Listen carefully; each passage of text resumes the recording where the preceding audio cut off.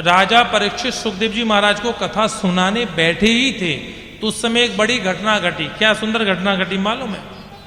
सुधा कुंभम गृहीत्वैवास देवस्तत्र समागमा। जब राजा परीक्षित को श्राप लगा ना, क्या श्राप लगा राजा परीक्षित को? सप्तमे तक्षक हानि कि आज से 7वें दिन तक्षक नाग के दंशन से तुम्हारी मृत्यु हो जाएगी। तुम्हारा तक्षक नाग के दंशन से मृत्यु हो जाएगी। तो फिर क्या करें? तो राजा परीक्षित सब कुछ त्याग करके गंगा किनारे आके बैठ गए। बड़े बड़े देवता, महात्मा, ऋषि, महर्षि सब आने लगे उनके पास, कैसे भी करके परीक्षित का उद्धार हो, कैसे भी करके परीक्षित का उद्धार हो। तो उसी समय घटना घटी, आकाश से देवता अपने हाथ में अमृत का कलश लेकर, देखो कथा में ध्यान दीजिएगा, ये कथा भागवत जी की महत्वता का वर्णन करती है। किसका?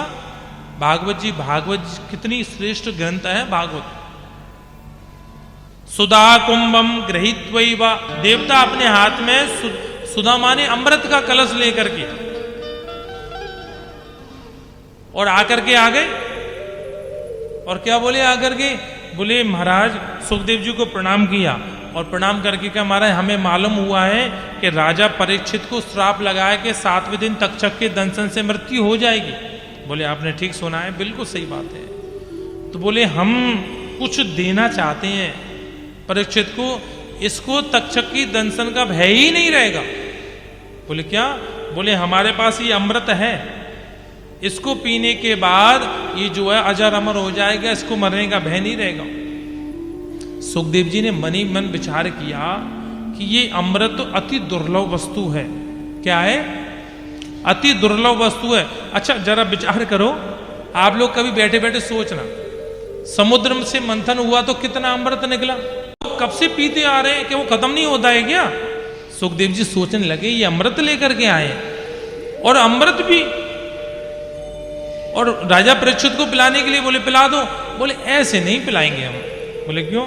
एवं विन्मये जाता सुधाराज्ञ प्रपीयता।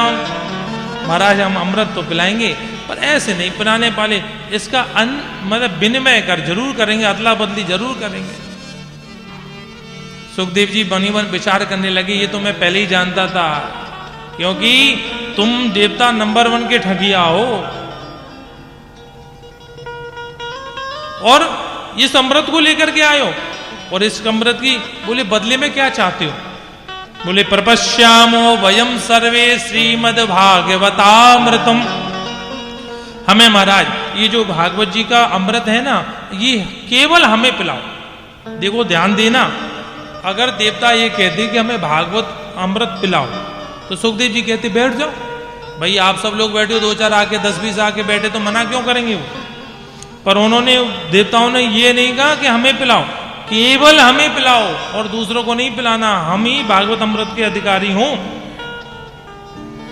तो सुखदेव जी ने देवताओं को फटकार के भगाया।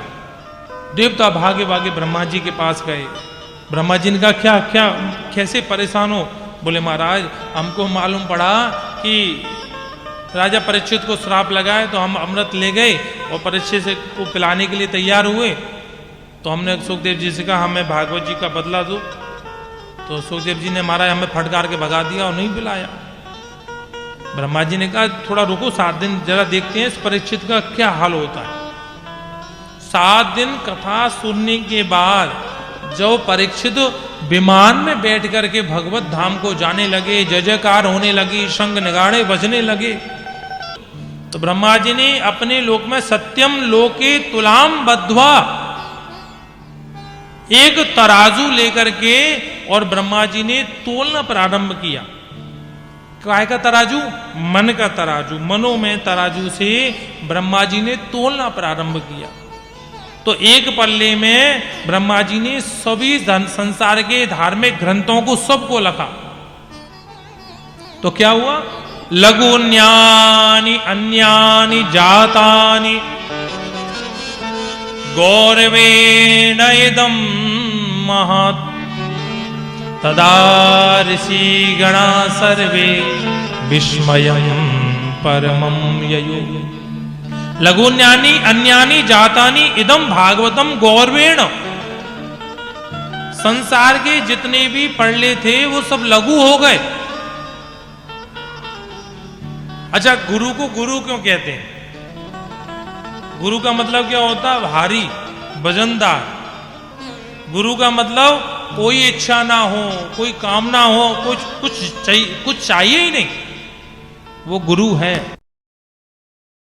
कामना जागृत हो गई, जिसके अंदर इच्छा जागृत हो गई, फिर वो गुरु गुरु कहां रहा? वो तो लघु हो गया। गुरु जमीन से जुड़ा और लघु जमीन से उठा। संसार के जितने भी धर्म ग्रंथ थे वो लघु हो गए, सब पल्ले लटक गए। और भागवत जी का पल्ला गौरवेण इदम महा। भागवत जी का पल्ला भारी हो गया, गौरवा। ब्रह्मा जी ने घोषणा कर दी, मे निरे भगवत रूपम शास्त्रम भागवतम कलौ। संसार में मुक्ति के लिए अगर भगवान को पाना है तो सबसे श्रेष्ठ कोई ग्रंथ है वो केवल भागवत ग्रंथ है, दूसरा कोई ग्रंथ नहीं है। प्रेम से बोलिए राधे राधे।